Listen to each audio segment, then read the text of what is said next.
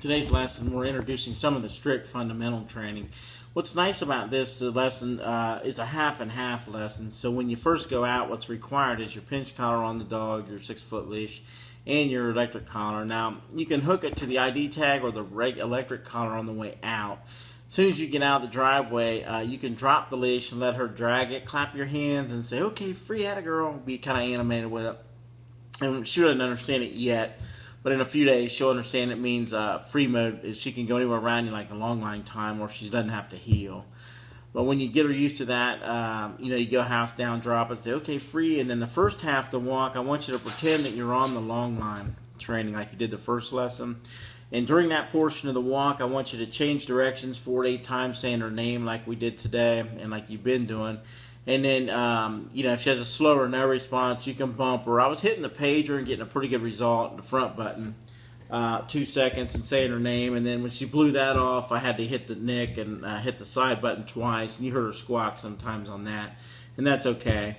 If she ignores that, go to a triple nick, then single continuous, and then 2 continuouses if you need to. And that's by flipping the toggle switch down to C instead of N on the front. But I don't think she's going to push the envelope that much.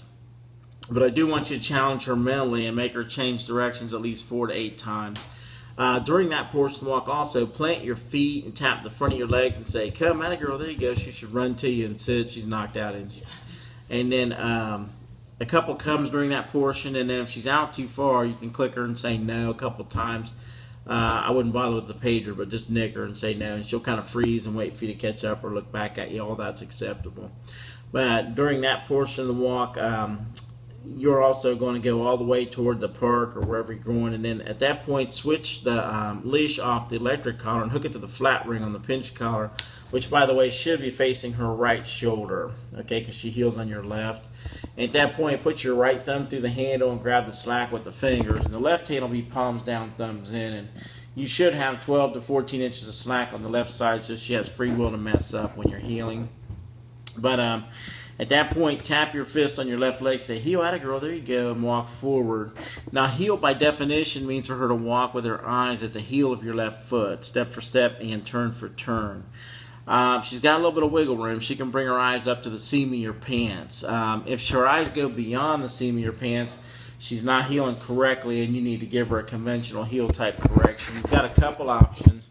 You can bring that left arm forward 6 to 10 inches and snap back rapidly and say no heel.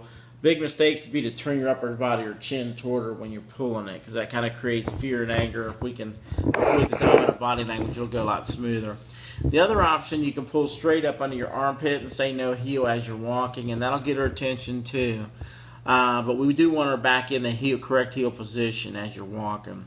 The 2 things that challenge her mentally and make her nice and tired like she is now, change the pace during the walk, the whole walk when you're doing the heel walk. So you're speeding up and slowing down, fast to slow. Now when coming from the faster to the slower pace, count in your mind 1 second or 1001. That's the time frame she has to adjust back to the correct heel position. And by that I mean her eye would be between the seam of your pants and the heel of your foot. Okay, if she does a partial adjustment or not all the way, snap back hard, say no heel as you're moving. You don't stop to correct her. What this does, it creates a huge focus on your left thigh. So she has to tune the environment out and tune your leg in. So she's concentrating very strongly on that spot, and that's what makes her tired. She's having to use her mind pretty tense. The second thing that will make her tired and challenge her mentally on the heel portion of the walk, give me 2 slow left circles for every right turn you do on the walk. If you can diversify the width of the left circle, sometimes narrow, medium, wide, that'd be awesome. But the key ingredient on the left circle is slow. Now, you're used to a high-energy person, so you got to watch it. You got to go against what you normally want to do. So go slow on those left circles in the driveways or shoulders of the driveways. If you feel the slightest bump on your calf or knee, she's cheating in the heel at that time. She should pivot off the inside of your leg and not touch you when you do the left circle. But again, go slower. It's harder for her. She has to watch your leg pivot and get back and get out of the way when you turn into her.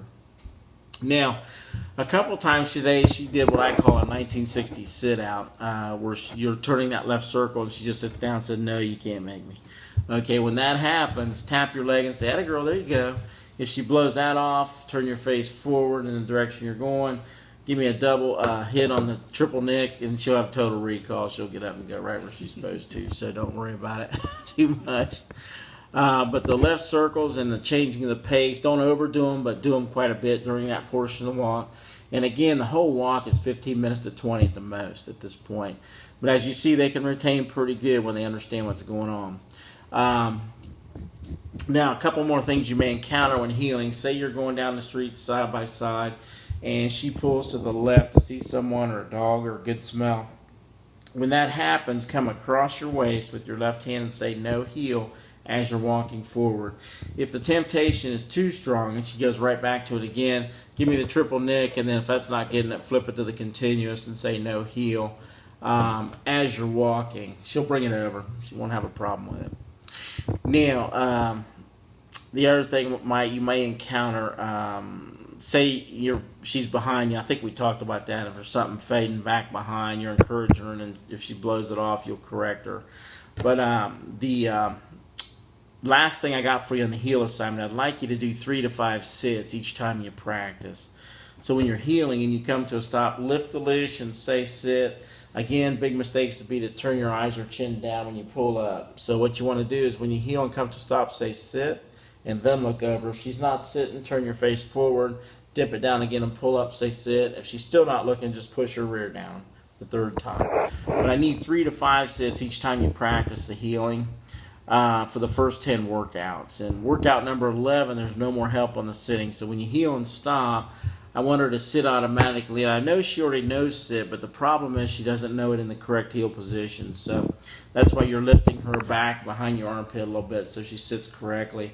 But day 11, what I do, when I come to a stop, I'll kind of stop and then peek over and see if she's sitting. If she's not sitting, turn your face back forward and give her a little bit of a snap and say no sit under your left armpit. Again, I'll give her 2. If she doesn't respond, just push the rear down. You'll notice in about a couple days of the formal corrections, after 10 days of prep, she'll get it. It won't be a big deal. She'll gladly take the words of affirmation over the correction. So training is small pieces, and we're putting the pieces together. So far, so good. You're right on schedule. Behavior-wise, stay on her about jumping, biting, all that stuff. You'll have a little lull period where her teeth get sore and they start falling out, and it'll seem like the chewing has stopped. As soon as those adult teeth are coming down in, it'll pick right back up. So make sure you're using the electric to say no if she's doing any play biting or something. Give her some good toys and things like that she can chew on and vent that out with. But again, quick reminder, no obedience commands in the house yet. Just bad behavior in here. Keep the obedience on the long line or short leash when you're working her. All right, any questions? No. I guess my only question would be, she does like to jump up to see what's going on the counter now. Yeah. Go ahead and get her. Yeah. That's what I would mock it even. I might put some lunch meat or something up there. If she even goes to smell it, just triple nick, say no. But you want to have her proof before the holidays. Oh, yeah. Yeah, so you'll have it all cleaned up before then. All right. Good job, and God bless. Keep Jesus first. Things go smooth. I am 614-595-2406.